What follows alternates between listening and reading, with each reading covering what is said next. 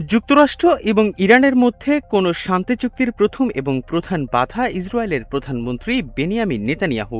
যুক্তরাষ্ট্রের সঙ্গে শান্তি আলোচনায় এখন তেহরানের সবচেয়ে বড় উদ্বেগ হয়ে দাঁড়িয়েছে লেবাননে ইসরায়েলের সামরিক অভিযান, যা ডোনাল্ড ট্রাম্প ও নেতানিয়াহুর ঘনিষ্ঠ বন্ধুত্বকে পরীক্ষার মুখে ফেলছে। গোটা বিশ্ব যখন একটি শান্তি চুক্তির জন্য উদ্গ্রীব হয়ে আছে, ঠিক সেই মুহূর্তে নেতানিয়াহু কেন ওয়াশিংটনকে বিপদে ফেলছেন তার একটি উত্তর এসেছে ব্রিটিশ সংবাদ মাধ্যম দ্য গার্ডিয়ানের এক বিশ্লেষণধর্মী প্রতিবেদনে। গার্ডিয়ানের প্রতিবেদনে বলা হয়, গত সোমবার ইসরায়েলের পার্লামেন্টে নেসেট ভেঙে দেওয়ার একটি বিল প্রথম চেষ্টাতেই 106 বনাম 0 ভোটে পাশ হয়েছে। এর ফলে আগামী শরতে দেশটিতে আগাম নির্বাচনের সম্ভাবনা তৈরি হয়েছে। ফলে আসন্ন ইসরায়েলের নির্বাচনের আগে নেতানিয়াহুকে প্রমাণ করতে হবে যে হামাস, হিজবুল্লাহ ও ইরানের বিরুদ্ধে তার সামরিক অভিযান সফল হয়েছে।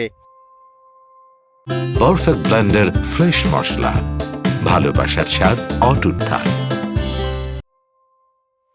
গত সোমবার নেতানিয়াহু হিজবুল্লাহকে উৎখাত করতে বৈরুতের দক্ষিণের শহরতলিতে বোমা হামলার হুমকি দেন। এর প্রতিক্রিয়ায় ইরান জানায়, এই সংঘাত বন্ধ না হওয়া পর্যন্ত তারা যুক্তরাষ্ট্রের সঙ্গে চলমান আলোচনা বন্ধ রাখবে। এই সংকট শেষ পর্যন্ত ট্রাম্প ও নেতানিয়াহুর মধ্যে এক উত্তপ্ত ফোনালাপে গড়ায়। মার্কিন সংবাদ মাধ্যম এক্সিওসকে এক কর্মকর্তা জানান, ফোনালাপে দুই নেতার মধ্যে বেশ তর্কাতর্কি হয়।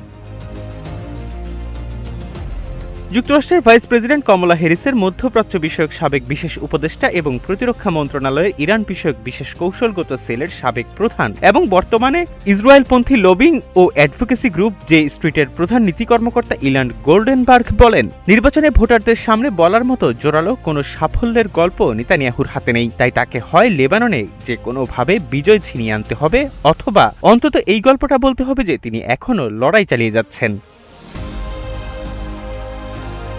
গোল্ডেনবার্গ জানান, নেতানিয়াহুর এখন এমন একটি গল্পের প্রয়োজন যাতে বলা যায় তিনি এখনও চূড়ান্ত বিজয়ের লক্ষ্যেই লড়ছেন। সব শেষ হয়ে গেছে এবং ইসরায়েলের উপর আসা হুমকি মোকাবেলায় তিনি ব্যর্থ, এমনটা বলার চেয়ে লড়াই চালিয়ে যাওয়ার গল্প শোনানো নেতানিয়াহুর জন্য অনেক বেশি সুবিধাজনক।